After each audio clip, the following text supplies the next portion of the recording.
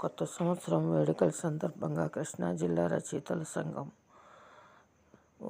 వేడుకలు చేసింది. ఆ వేడుకల్లో భాగంగా రాధాకృష్ణ గారి పుస్తకం ఆవిష్కరణ జరిగింది. ఇందులో జర్నలిజంకి సంబంధించిన వ్యాసాలు ఉన్నాయి.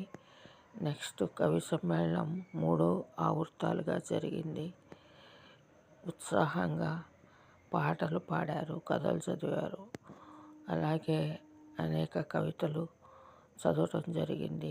అనేక ప్రాంతాల నుంచి రాజమండ్రి, విశాఖపట్నం, హైదరాబాద్, విజయవాడ నుంచి, గుంటూరు నుంచి అనేక మంది కవులు వచ్చి చక్కగా పాటలు, కవితలు, కథలు పాడారు. ఎంతో సరదాగా జరిగింది. భోజనం చక్కగా ఆనందంగా ఎంజాయ్ చేసాం.